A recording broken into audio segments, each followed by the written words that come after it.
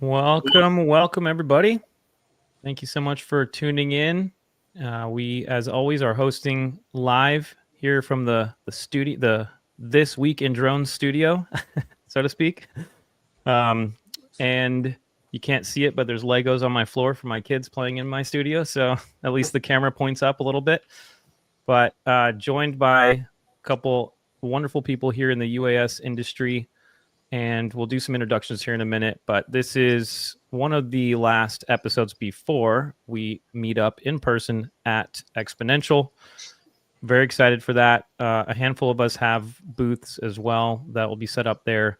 And so let's keep this conversation going in person. Love to meet with you guys. Reach out to any one of us, on this call to sync up in person if you're going to be there. So that's going to be a great time.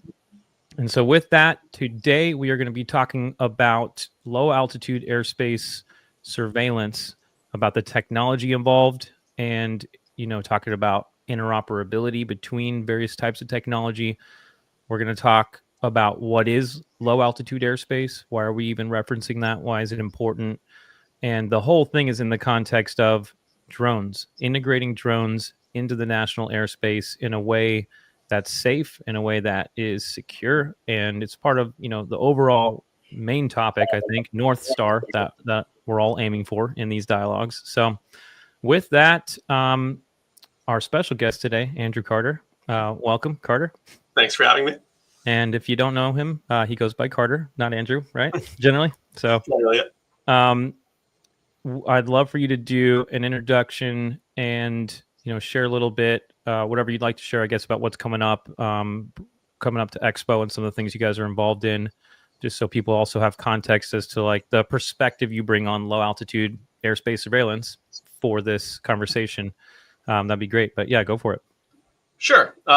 So my quick background, I was the architect of the U.S. Army's ground-based sense and avoid system. So that's where my low altitude surveillance history comes in. We put a bunch of radars up to figure out how to detect non-cooperative aircraft and get Army drones to fly around them. So I spent a lot of time with radars in the desert trying to figure out if we were seeing birds, drones, airplanes, what was going on up there. Since then, founded Resilience a little over 6 years ago, doing in-time aviation safety management systems. So that's really answering the questions for the FAA as you put all these different technologies together and create these system of systems. How do you know everything's working correctly? What do you do when something goes wrong? If you can't answer that question, the FAA tends to not let you pass go. You don't get to collect your commercially viable ecosystem. So since then, we've kind of gone up the ladder a little bit and started doing more system integration, putting a lot of the different pieces together to bring the full tech stack together. So we're doing our AAM Optics Digital Operations Center that you see behind me. And kind of excitingly, we were hoping we'd get the news out before the podcast. We announced that Tulsa, Oklahoma will be using that to integrate drones into their airspace system here in the coming years. So we just announced that contract this morning. So that's kind of, I'm sure we'll be talking about that a lot at Exponential. Hopefully we have another big announcement, but I'm not sure if it'll get out. We're pushing to get it out before Exponential, but it's got to go through some PR review. So it should be a good show. Fancy. Oh, man, that's awesome, bro. Well, congrats on that. That's super exciting. I also, just a quick observation, and then we'll go, Matt, I'll pass it to you here in a second, but quick observation being, you guys got into the industry doing something very particular and something very technical, right? And like you said, it's kind of in my words, like a health monitoring of all the technology that's deployed. What happened? You have radars up, that's great. What happens if there's a fault mode or it goes out, or you lose comms to it, etc.? You guys alert on that. You have the whole suite of software involved in that. But what's cool is you got to get your hands on all sorts of technology through that, and it was a great positioning for you to learn and to figure out, and then come back and say, well, we can manage the whole thing or the whole integration, not just this one element of it. So I just thought, I've been pondering that this week, just thinking, like, who knows when you get your start somewhere, how the information you learn, if you pay attention and you keep working hard, you can end up applying that much broader. So hats off to you guys. Good job. Absolutely. Awesome. Matt, quick background and some of your, just like a quick thought for listeners as to your perspective on low altitude airspace surveillance and the hat you wear, so to speak, on this call. I am pro low altitude surveillance. No, I'm just kidding. Yes, no, Matt Sloan, co-founder of Skyfire AI. We work primarily in the public safety and critical infrastructure space. do a lot of work with some DoD agencies as well. I'm based here in Huntsville, Alabama. And we help agencies run DFR programs. So in a few cases, we're operating them for the agency. And so, yes, low altitude surveillance is something that I think a lot about. I don't get to do it often enough, but last night I was actually working an 8-hour DFR shift and was constantly thinking about what else was flying around in the airspace. So very excited to see where this conversation leads, and very excited for Exponential. We'll be there. We don't have a booth, but I am speaking on 2 panels, and we'll be walking around, and look forward to seeing all of you in person. Wonderful. Thanks so much, Matt. And before I pass it to Michelle, who's going to also kick off the topic for us, I wanted to remind everybody that if you're streaming in here Thursday afternoon, you're probably watching this live. And if we're between after 1 p.m. EST, we are live. So send in your comments, questions. We'd love to hear from you. In fact, we have some callers as well that I'll bring in, including my buddy Thomas Jimenez, who is waiting here backstage, which we'll bring up shortly. Looking forward to hearing from him. So if you want to send in a note, and I'd love to start by, if you're listening right now and you want to type something in there, and just to start the conversation, I'd love to hear from you. What your kind of, basically, to keep it simple, is there one piece of technology that you're most familiar with regarding low altitude airspace surveillance? Is it radars? Is it cameras? Is it remote ID? Is it ADS-B? Or is it the ecosystem itself? Where do you have the most experience out there listening, so we kind of know a little bit better how to speak to your unique situation. So with that, Michelle and Duquette, if you want to take us into the topic after an introduction as well, and your background on all sorts of altitude airspace and kind of like the hat you wear for the conversation, and then take us into explaining what is low altitude airspace in general, so kind of set the context. Take it away. Thank you. So Michelle Duquette, 3MAD Air is my consulting firm. And I'm kind of I describe myself as an aviation generalist. So I'm kind of all over the place. I've been doing this for a long time, 35 years now. So I have been blessed with a pretty diverse education for what constitutes enabling the national airspace system operationally. And that includes the infrastructure needs, the spectrum needs, the security needs, most specifically the safety needs. I think for me, what is most important about this topic is how it is also a window for us to solve an age-old problem that we've had in the NAS, and that's how to quantitatively understand VFR GA traffic in the NAS at the lower altitudes. We still don't do that well. Our radars are tuned to the larger aircraft around airports, transponding, talking and squawking, and we've had a lot of years of fine-tuning those radars to do just that, to serve the controller community in their mission for separating aircraft. And we've filtered out quite a bit of what we used to call noise, and it falls on the floor, right, from our primaries and primary radars. And it's now weird that we're in a time where that low altitude airspace has become super important to everyone. And it's not just the drone operators, it's anyone that has a departure or a landing. You never know if there's, unless you're at a proper airport. If you're a GA operator and you're at a GA airport, there could be drones around. And how are we detecting them? That's a really important question for everyone. So, David, you rattled off a couple, different capabilities that contribute to having a sense of situational awareness. Used to be that this was, 400 feet and below, it's kind of like non-navigable airspace for the most part. Nobody really thought about it too much. Well, now we're in a different world. So as we're talking about UAS traffic management and being able to have a truly integrated system, which means it doesn't mean that we have tech that is able to execute in the same geographical location without conflict. It means more than that. You use the word interoperability.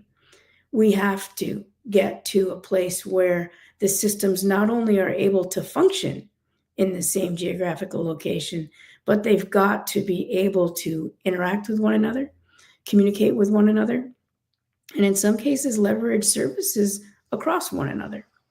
So I'm really excited that we have Carter here from Resilience, because this is a company who has taken the safety management system construct and principles and has started to apply them to this lower altitude airspace for drones. And we absolutely have to have more of that kind of blending, because that's the language that legacy aviation speaks. They understand SMS. They're in no uncertain terms. So bringing it into the drone community is yet another way that we're closing that gap and we're tightening that seam between the two. So beautiful. That was great. Thank you so much.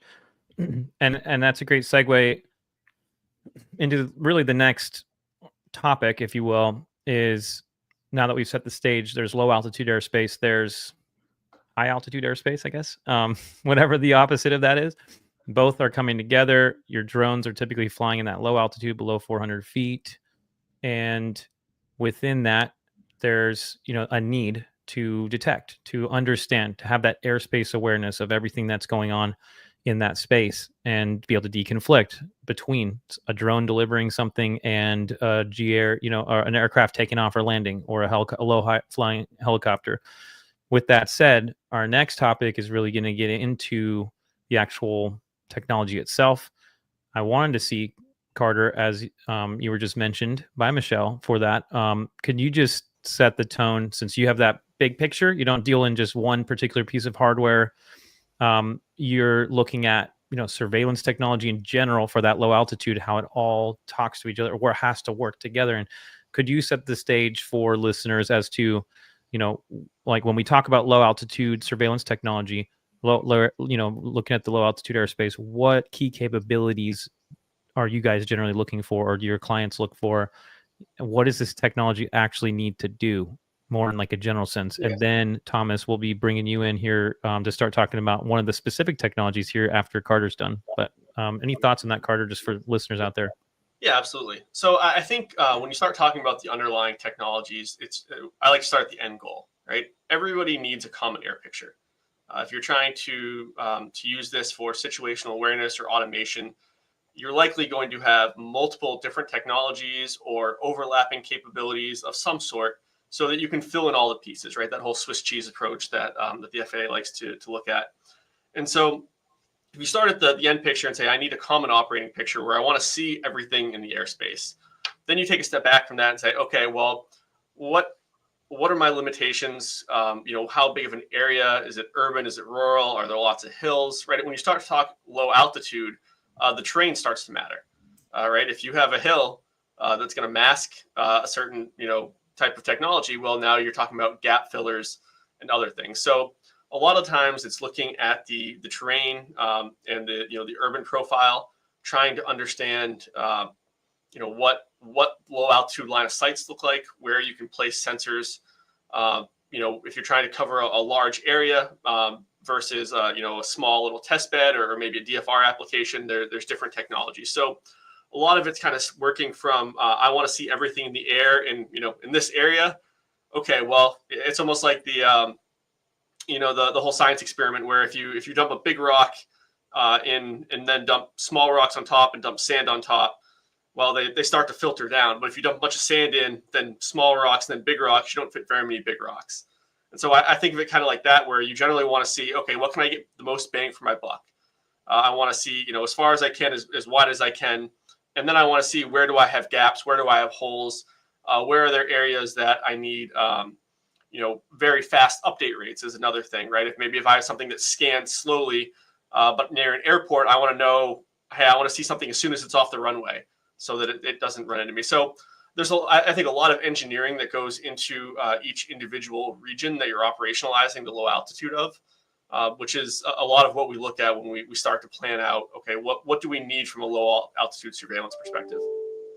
Awesome. Okay, that's great. Actually, Matt, do you want to make any other comments on that? Just since you just spent 8 hours last night flying in that terrain, because I'd love to kind of, speak in operator language as well. Andrew or Carter just brought that big picture. And then, what if you're the pilot actually flying in that airspace? Why would you worry about, surveillance or understanding what else is out there? How does that actually play out in the real world?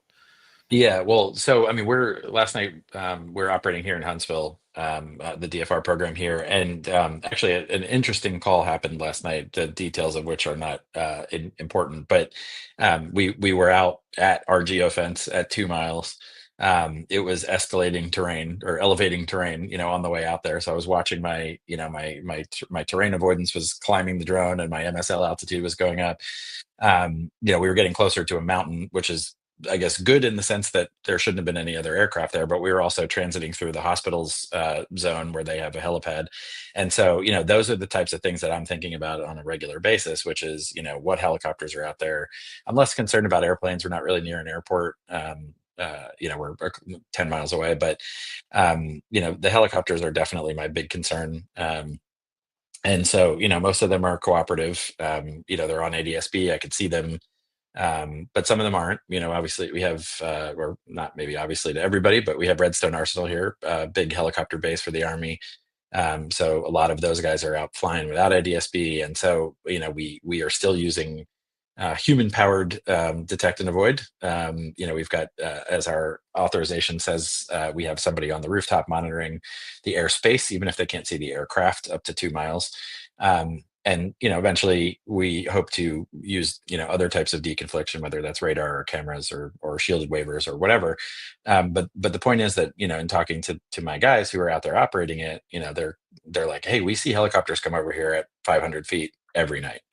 And so we can rely on on electronic detect and avoid as well, but it makes us nervous. And so those are the kinds of things that we're thinking about. Totally. And I think I may have shared this last time, but my buddy's a helicopter pilot, former Navy, and then EMS helicopter pilot now. And he said that the other day he showed me a little picture of his app, of his ADS-B app, and he said the other day he was flying, maintaining altitude at 800 feet the whole trip for like 30 minutes straight or whatever it was, and his ADS-B indicator on the app was showing he was jumping between 800 and 400 feet for like whole segments of the trip. And he's like, my altitude was 100% 800 feet the entire way, not forever 400 feet. And yet there was whole sections showing 400 feet for like a whole line, of like, I don't know how long it was, but 5 minutes, 10 minutes, whatever it was. And so I was just like, man, you can't 100% rely on that for deconfliction. And Thomas, sorry I didn't warn you, but I figured I'd pull you up. Since you've been patiently waiting, thanks for jumping in and calling in today. I'd love to bring you in for this topic specifically, talking about certain types of technologies you've been able to experience. Actually, Echodyne radars, along with other sensors that you can bring to the table today that you represent. So you've seen a couple different elements here in terms of actual technology used out in the field. So, I primarily wanted to let you, do your intro, share about your role now, and talk a little bit about, the one or two different sensor types that you guys offer, just as a subject matter expert for folks listening out there who are thinking about, what are the different options? What are the pros and cons too? I mean, if you care to share just some thoughts on that. So take it away, do a quick intro, throw that out there, and we can banter a little bit from there. And guys, send in questions. We are live. If you have any questions for the panelists here on this topic, we'd love to share. But Thomas, take it away. Perfect. Thank you, David. As you rightly said, in my previous role, I used to be at Kongsberg Geospatial, and now I manage all the enterprise side of UAS at UAVionics. In my previous role, I worked with a lot of different sensors, including UAVionics ones and Echodyne ones and so on. So there was a lot of exposure to how we could work with the clients on helping them get that low airspace visualization. And I think what we're seeing recently, we've seen some really great signs from the FAA in low altitude, accelerating low altitude airspace integration. in early April, I think it was early April, the new sort of DFR for public safety organizations guidelines came out. They've really accelerated the process by having a certificate of waiver process. So that's only handled through flight standards. So there's only one place for approval, expediting it. Where in the past you had to have flight standards and ATO. So it's starting to streamline these operations a little bit. It's simplified aspects in that a lot of sub 200 operations or operations that remain sub 200, ADS-B alone can provide that situational awareness. And then for operations that need to go sub 400, so for that 2 to 400 window, solutions like your Echo Guard and like our Cassia G work. So at UAVionics, we've got we've been in the world of ADS-B for a decade now. And more recently, there's a lot of our ground-based sensors out in the United States. I jump on a lot of roofs with clients, and I see a lot of our ping stations around.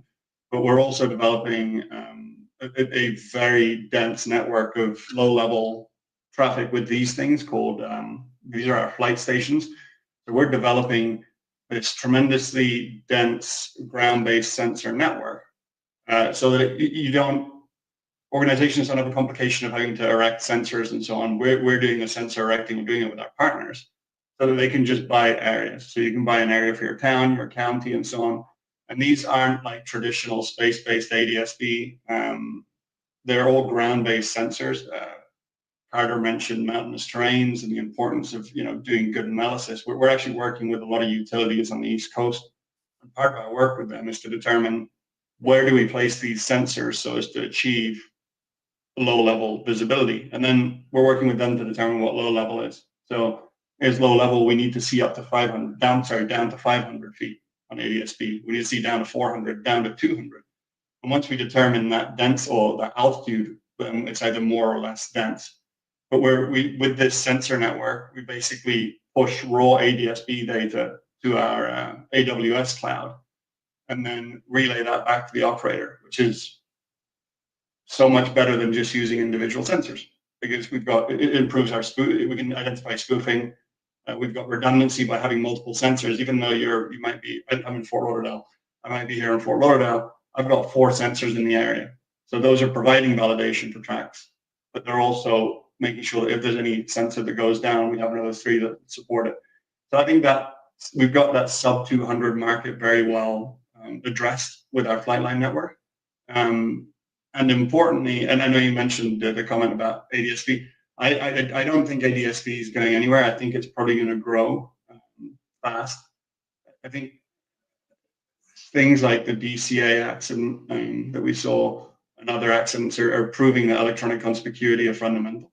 And I think ADS-B, 978, 1090 are all important. And then in the UAS space, depending on which country it is, they're picking different techniques. The UK recently approved 978 for UAS, which was a big step. So I do think that electronic conspicuity is big. Low-level electronic conspicuity is going to be fundamental. And then we've got solutions like Cassia G, or like you have an Echo Guard, where we can address those non-cooperative traffic needs. In this case, for example, a DFR one where it's the 2 to 400 audience. But I think that low level is being addressed fast by the FAA. And I think we're getting to a place where there's relatively simple processes to prove this out, prove the safety case, and then start getting people approved and flying. Thomas, I have a question. My anecdote about the sensor jumping, or the stat on their altitude jumping between 800 and 400 feet, one of his comments, and I don't know if it was that particular one incident, but he said that one of the reasons that can be inaccurate is because of connectivity issues between his sensor and the maybe the tower or whatever, the satellite or whatever it may be. So I wonder if what you just shared, that higher density ground-based solution, helps avoid, gives much more granular information where there's not like a disconnect for a period of the flight, and then maybe it has to kind of guess where they're at that point or something. That might be one of the reasons why his altitude jumped. So that's kind of interesting to at least speak to that issue I just brought up. I don't know if you have any comments on that. Yeah, I'm not sure exactly how that one, how that problem went out, but ultimately ADS-B is pushing out the signal from, you said he had a helicopter. it's his signal. That's the helicopter's pushing it out, and our sensors are just receiving it. So the error and mistake would be in the aircraft pushing out the altitude. But I'd have to understand a bit more about how exactly what that 400 variation was. If he was seeing other aircraft at 400, how it was. Absolutely, man. Okay, that was awesome, man. So I'd say maybe I'll give it to the panel if you guys have any comments or thoughts or questions off of what Thomas just said. Otherwise, I want to talk a little bit about interoperability between sensors. And Thomas, you're free to join in that conversation as well coming up here. But any thoughts from the rest of the panel? Actually, one thing I forgot to go into, and Carter, it looks like you came off mute. I'll hand it to you. But before we move to interoperability, if there's any nuance in different types of technology we just referenced too, like pros and cons of radar, pros and cons of cameras, pros and cons of remote ID, ADS-B. I think it's helpful to kind of hash through that because they all have different uses, and I think it's important for folks to realize what the differences are and kind of how to start to map that out. But anyway, those are 5 things that you could choose from. Carter, take it away. I think one thing I'll play off of what Thomas said, because I think he hit it, but I want to emphasize it, is the ability to not just, so a lot of ADS-B, right, into your story about your friend in the helicopter, is them broadcasting their GPS position. It's nothing actually sensing that there's something there.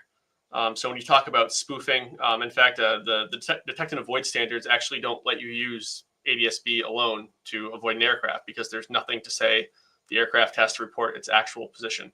I mean, they should, but if it reported its wrong position, you would, could have problems. So what UAVionics is doing, where they're actually looking at multiple angles of different targets and actually saying if it's spoofed or not.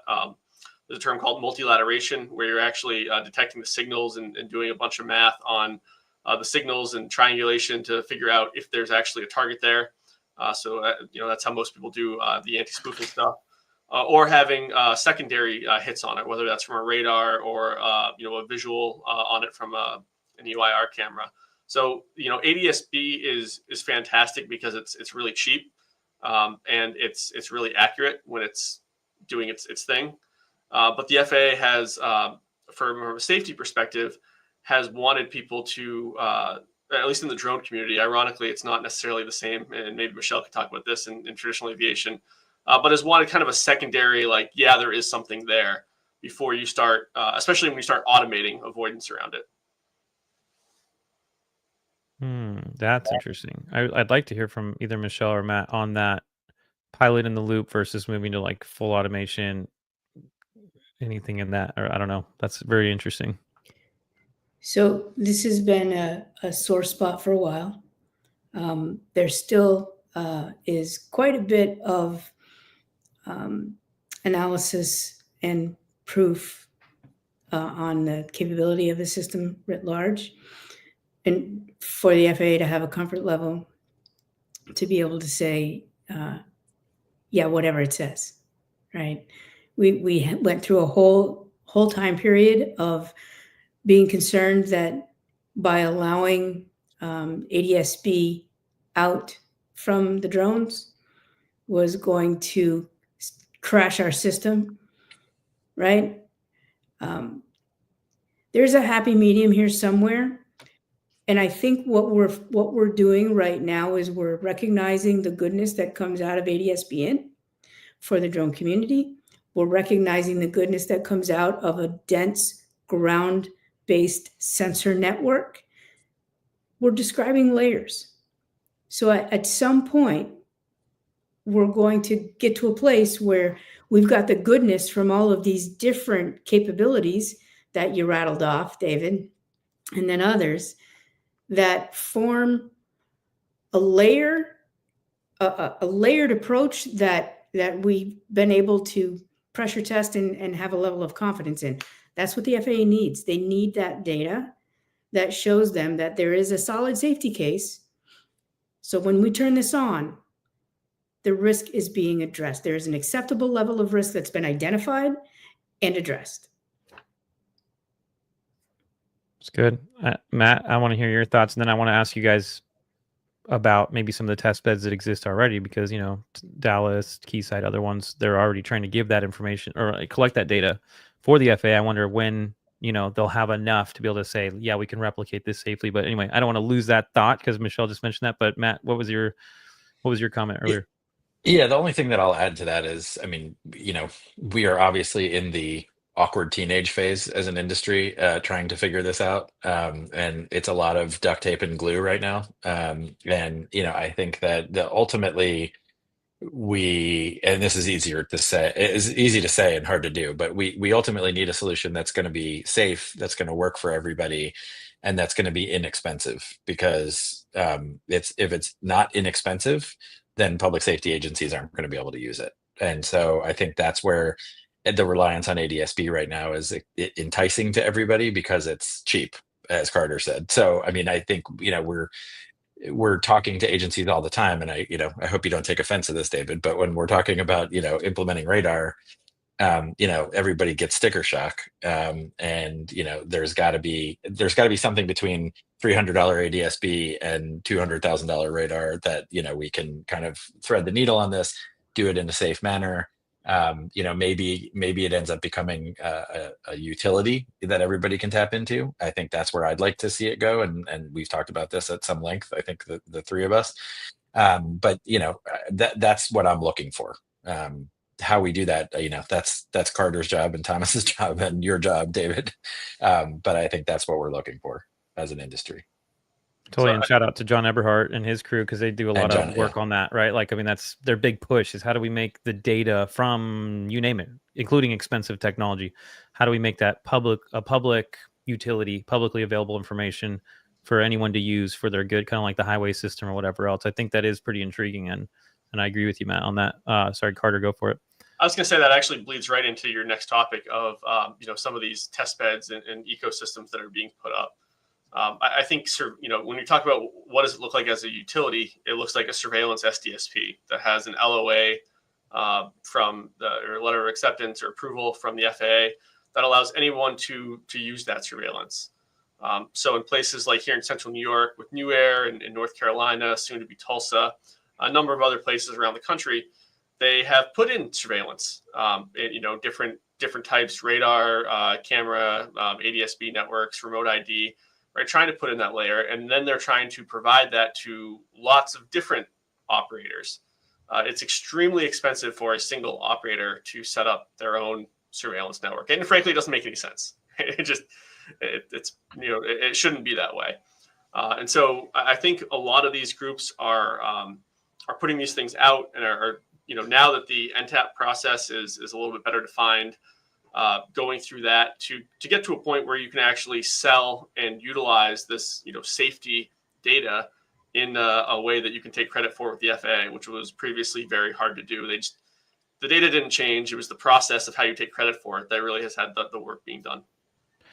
That's a really good point. I don't know, John, if you can hear us, let's see if you can get on video, but I got John Gustafson actually with New Air who just called in, but let me see, John. John, can you hear us, John? All right. I don't know if your camera or if you can get your camera or mic working, say hi, because I'd love to hear from you a little bit. We could give you a little context on what we just said, but can't hear you right now though, FYI. So I'm not sure what's going on there, but all right, wait, Michelle, you came off mute. Yeah, so I want to kind of touch on two things. We're now also, as Matt has a foot in public safety, and we know that public safety is doing fantastic work with TAC, right? The Teams Awareness Kit. And this is an open source capability, so, that's a great price point. And there is, it seems to be agnostic for what data feeds come in. So this is one layer that could serve some of those, whether it's an area or it's an operator or it's a region, whatever it is. This is a layer that could serve that that community that doesn't have the cash, that is looking to have some situational awareness. And if we are doing this right, then eventually we're going to have a solution that has multiple layers, and it's going to include TAC, it's going to include the USSs, it's going to include radars, it's going to include Thomas's ground-based sensor network, because I don't think this is vanilla anywhere. There are all of these nuances and all of these operational needs that are not the same, even in the same geographic location. Now I want to pop over to a comment that just came in from John Sawyer. How do we intend to deal with certain sensitive ops? So I love this question. This is something that several of us, kind of behind the curtain, have been having long discussions about. And I think there's a path here, and it involves the layering, and it involves the protocols of sharing that data across the platforms. So I think there's a way there, and TAC might actually, in its approach of having independent mesh networks, might afford us some entryway into that solution, John. I don't think we're there yet, but at least they're talking about it. And just to be clear, this would be maybe talks off of the crash that came, at DCA airport, the Black Hawk and the commercial airliner. Is that kind of one example of saying, well, that Black Hawk wasn't required, or won't, probably won't ever be transmitting ADSB openly to the general public to show all of the assets of the DoD and where they are real time? I don't think that's ever going to happen, right? In itself, but maybe there's a way, a permissions-based system or something, some solution out there. Is that what, am I on track there with what you're describing, Michelle? Is that what DC is its own animal. National is its own animal. So there's probably several things that could be considered to do differently operationally. I was thinking more along the lines of drone services, whether it's public safety, whether it's any of the secret squirrel world, whether it's commercial operations, all happening in the same geographical location.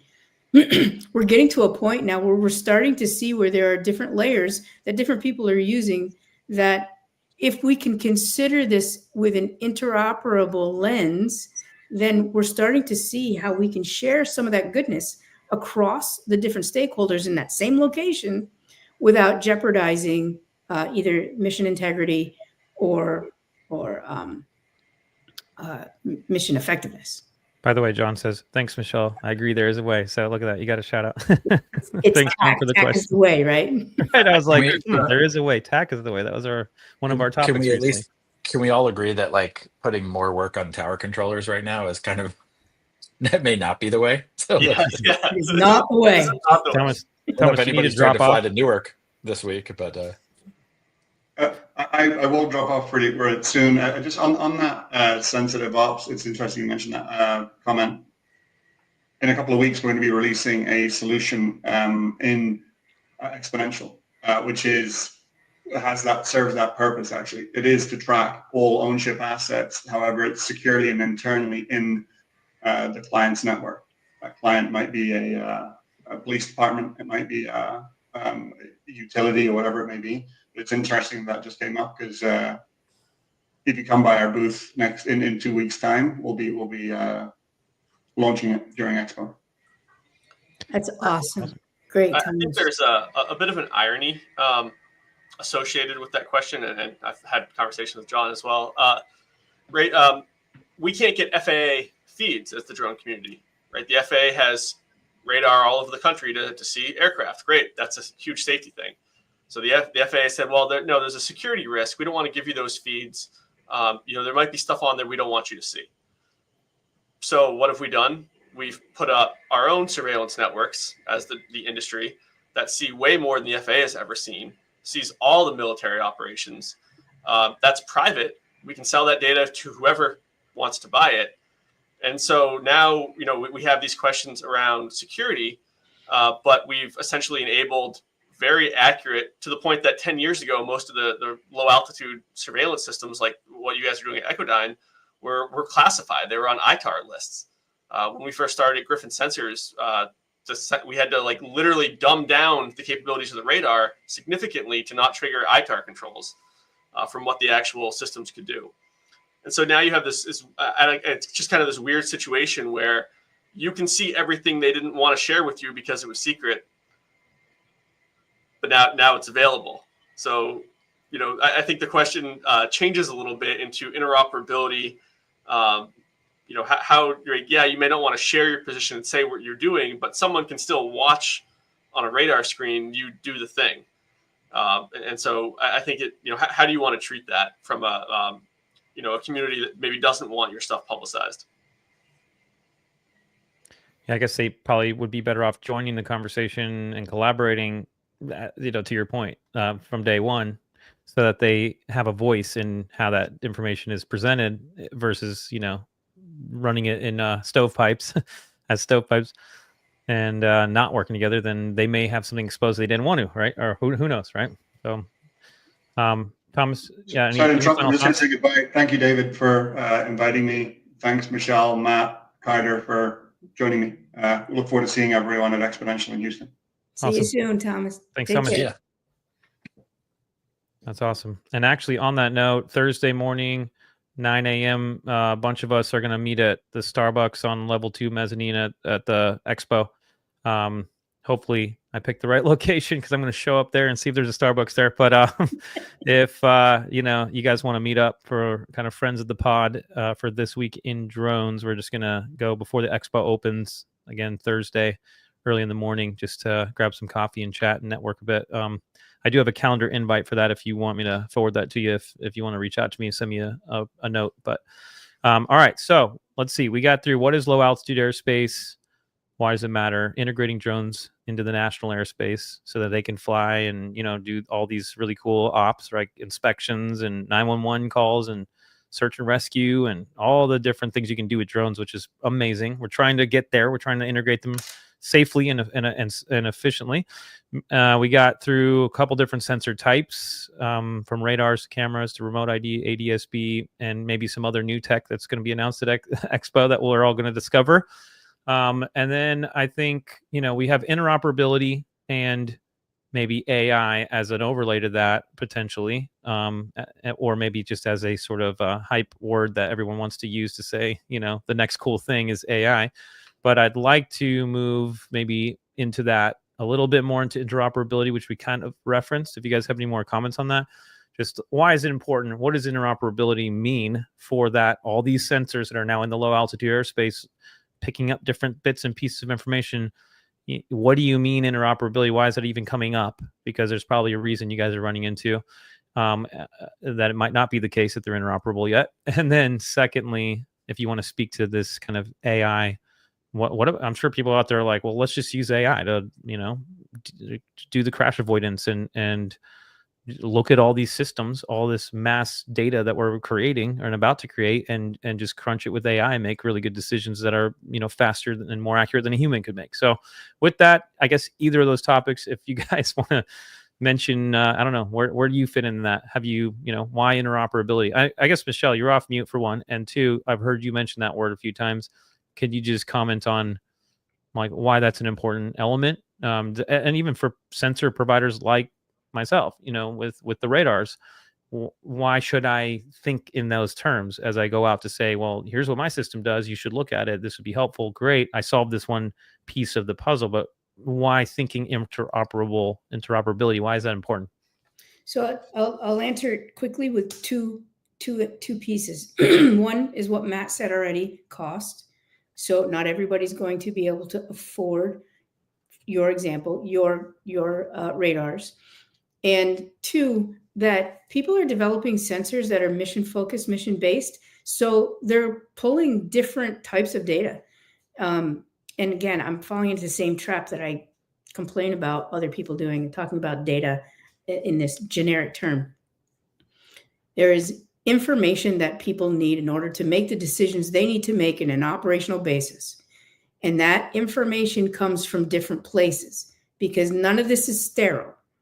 So yes, having an AI capability whatever that means, to be able to collect the right pieces of information and then curate that information into something that's meaningful for my decision that I have to make in the next 5 minutes. That would be fantastic, but we don't have that yet.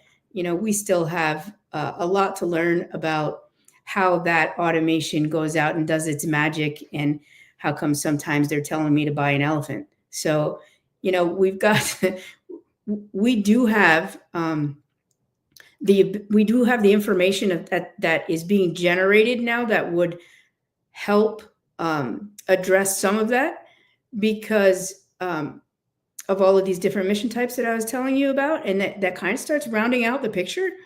However, we have a lot of proprietary solutions, and those proprietary solutions, part of the business model is you sell the data that you collect in the course of providing your service, and that's part of your ROI. At some point, we've got to figure out how to make that happen and how to ubiquitously share, because we run the risk of different data definitions. And if it's the same data element, name, title, but when you rip it down a couple of layers, there are nuances that make a very big difference to that operator. That's no bueno. That's not how we can build a solid safety foundation going forward. Can you give an example of that, Michelle? And then Matt, I'll pass to you. I'm not sure what you just said. I mean, like exactly. Like, give me if somebody common day language. It could be anything really. It could be one of my favorites is the word risk. It means something different. So it's going to mean something different to Carter than it is going to mean to Matt, because they're two very different mission sets that are going on. So risk is defined differently. The thresholds, the tolerances, and the calculus. It's different. But yet when we're talking in generalities at a high level about a service that's being provided, we have risk assessment. Well, that's a plus, but unless you rip back all of those layers to understand exactly what that calculus was that defines that term and that data element, what is all being collected and assessed to get to that summation, you don't really know if it's the same as what you need, if it's the same kind of calculus you would need to do to execute your mission. So we're talking someone flying a drone during a wildfire. It might be the airspace might be one way or the other, but if they only use the same calculation there versus flying that same drone maybe over a forest to do search and rescue for someone's pet, then that's lost. Like, they're going to be just wildly different risk assessments, even if it's like literally the same location. Just one time there's a fire there, one time there's not. I mean, that would be an example of, same tech being used, same flight path, same forest, but one time it's on fire and there's other elements going on. The other time it's just wide open and they're looking for a dog. There's no people involved at all. Is that a silly kind of simple example of like no, that's exact variables almost, but different? Because the risks are no longer strictly aviation defined anymore, right? We have evolved aviation, and now our existing definitions that we've hung our hat on and built our policies and our rules on have expanded in their definitions now. They mean more. So operationally speaking, the term risk is one of those buzzwords that just makes me crazy, because it does now mean many different things. So you have to be careful and really encourage whoever it is you're talking to, especially if you're going to be spending money, on what that term means for them, so you can compare it to what it means to you. That's good. Awesome. Thanks, Michelle. Matt, you had some thoughts? Yeah, 10 minutes ago. Hopefully you still remember them. No, I have a lot of them. A couple things. One, let me just give us a history lesson here for a second, and I hope that this is actually going to make my point by the time I'm done with this history lesson. But I just got done reading a book about the Able Archer incident back in 1983, where the Russians shot down the Korean airliner. that led to basically we were within, an hour of starting a nuclear war with Russia. And all of that happened because the Russians believed that that Korean airliner was in Russian airspace. And as it turns out, it was never in Russian airspace. It was just inaccurate radar data. And so like that's obviously like the most extreme consequence of inaccurate data, but it illustrates the point, which is that you're only as knowledgeable and as educated as the data that you're getting, right? And so obviously we've come a long way in radar technology, and it's a lot more accurate now. But it illustrates the point that you only know what your sensors are telling you. And so this is where we get into interoperability and using one sensor to validate another sensor, because it's absolutely critical, especially when you're in low altitude, right? We're talking about margins of hundreds of feet, not thousands or tens of thousands of feet. And so, if I'm out 2 miles from the location where I'm flying, and I have no visibility of what's actually happening out there, I can only rely on the data that I'm getting. And if I don't know with 100% certainty that that data is accurate, I can't make decisions, right? And we're in a place now where I'm not saying it's unsafe right now, but it is less safe than it could be. And that all gets back to, obviously UTM is 10, 15 years late at this point, and the cat's out of the bag. And now we're trying to stuff all these pieces together to make that into some kind of comprehensive picture. Add to that interoperability. So you asked about interoperability. We spend a lot of time looking at that term around 9/11, right? So you've got the fire department and the police department, and their radios don't work with each other. Right. And so information's not getting shared. The FBI and the CIA weren't sharing information. And so things got missed. That's where interoperability is absolutely critical. So data that I'm gathering and using may be different than data that Carter's gathering and using, may be different than data that David's gathering and using. And if we don't have the ability to share that information with each other, something is going to get missed. And I think that's the problem that we're running into now. And I have the luxury of saying this because although I work for a for-profit company and we're trying to sell stuff, we don't make the stuff. Similar to, I think, what probably the situation you're in, Carter, which is we're using other people's sensors, we're using other people's software. When you talk to an OEM, and again, I'm picking on you, David, but when you talk to somebody who makes something, they're always going to tell you that their sensor is the best, that their drone is the best, that their DAA is the best.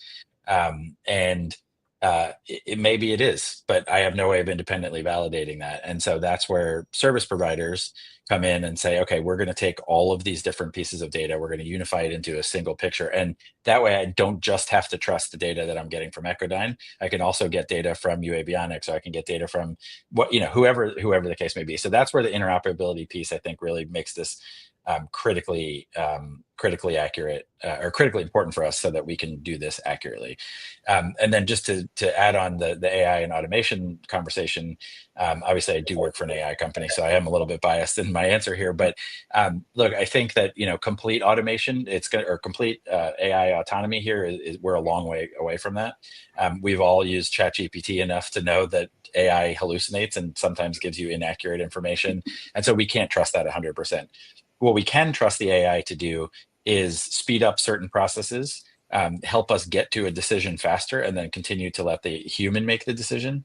But it can synthesize a lot of data in a short period of time and then say, I think this is what's going on. And then we can use human, brain power to say, okay, let me put my thoughts on top of that, and I will make the decision based on the synthesized information that I'm getting. So anyway, hopefully some of that was helpful and relevant. Wait, before you lose this train of thought, I'm so curious because you have two halves to the company, right? As you guys have recently made this, would you say merger or acquisition, or whatever the case there? But you have Skyfire, then you have Skyfire AI, right? And Skyfire, your core offering, and correct me if I'm wrong, has been, as a service provider of the drone pilot, the drone, sort of the aviation department, if you will, regarding drones. For other agencies, whether it's law enforcement agencies that say, we want to have 911 dispatch with drones, but maybe they don't own their own drones. They don't have their own policies set up yet. They don't have their own pilots. That's you guys. You step in with the human, with the technology, and deploy. The other half now being AI, it's like someone might wonder if like one half's going to take over the other, because like, well, AI is going to just replace those pilots. But it sounds like, even just from your comment just now, that's not really the future that you guys see. There's kind of an interesting conundrum there in my head. Can you explain that? Yeah, absolutely. The key is not for the AI to take over the pilot's job. The key is to enable the pilots to do more while they're doing it, right? And so if you get to an eventual world where we're delivering packages, 10,000 at a time, or we're delivering, in our case, emergency supplies, AEDs, EpiPens, Narcan, whatever the case may be, trauma kits. If we want to do that on any large scale, there aren't enough pilots to do that, right? And so we have to give our pilots the ability to control multiple drones at once. Even if last night it's me sitting there with a controller, right? I mean, I still need better data, and so I need AI and automation to give me better data so that I can make better decisions. We may get to a world in which AI and autonomy is eventually going to take over and actually take the job of the pilots, but I think we're a long ways away from that. But And I maybe do take think over the world while they're at it. Sure. I mean, look, sometimes I think my Roomba is trying to control me, but I do think that my pilots can't do their jobs with the data that they can't do their jobs with more than one drone at a time right now without better data, and that's where the AI comes in to help make that more efficient. Cool, awesome. Carter, did you have a thought there? And someone said something nice about your background, I guess. One of the LinkedIn users who isn't showing their profile face. So I'll hit, quickly on interoperability. Just one thing, right? We have a surveillance SDSP standard that's gone through ASTM that talks about what kind of data, but doesn't actually give you the enough to make it interoperable, right? We don't have a message format that everybody uses. So to Michelle's point, every time we want to integrate a different surveillance source, it's whatever unique unicorn surveillance source that is. It's different every single time. So it's dramatically cheaper if we can actually, when we go through the standards process, actually define what the data is, what it means, and everybody use the same thing. That's just a short rant, but hits on interoperability. It also, what you're also describing is the ability to scale and be able to mix and match. So, you're not going to only function in one area forever. We want to be able to take these systems and be able to propagate them no matter where the need is, and have them be able to work with whatever else happens to be in that ecosystem. It's almost like camera technology, which is part of my background before getting to radars. And they use RTSP streams and other formats that are like, here's the standard format from every camera manufacturer for how you distribute your camera, actual visual stream, and then also metadata that can be attached to it in a common industry standard format that then everyone can talk in. And you lose some features to go out of the proprietary package, but you have to have these 5 things if you're going to be compliant with that RTSP element. So it's almost like that. Yeah. Now all downstream elements from that camera can all work with lots of different cameras, depending on which one's feeding them. So your application layer isn't tightly coupled to the camera itself. The last thing I'll hit on, as we wrap up here, is really around that, AI. Right? AI is a big word. What I look at right now is how do you automate? To Matt's point, we can't have one human. Right now, it takes more than one human to fly a drone most of the time. For most use cases, and that's not really viable from a commercial scalability perspective. And so we have to get to a point where one human flies lots of drones. That isn't putting 10 screens in front of a human that all have situational awareness and tools, right? Air traffic controllers spend a lot of time in school getting trained on how to make sure 2 aircraft don't hit each other. Does anyone in the drone world have ATC, an ATC background and can tell you if 2 things are on a trajectory, like when they're going to hit? No. So we need to take that ATC background and codify it and put it into algorithms and actually have the ability to say, hey, this is what's going to happen. I think the challenge in that really is in the data. You have to be able to trust the data, right? The machine doesn't intuit that might be a bird. It says, hey, there's a thing in the airspace. I don't want to hit it. I'm going to go around it. I know the best way to go around it because, you've put these DAA algorithms in me. But if we start avoiding every blip, every bird, every split track, every issue that all the different surveillance types have, it's going to be a problem, right? So how do you clean that air picture? How do you get it to the point that it is trusted? I think we're getting there. I think I'll tout Central New York as we finish up here. we finally are in a place that we have such a clean air picture, you can automate on it. It's taken a long time to get to that point. I think other areas in the country are hopefully going to get there as well. But I think until you can do that, if you have one person just watching a lot of stuff, because if you need to see small things in the air, turns out there's a lot of stuff up there.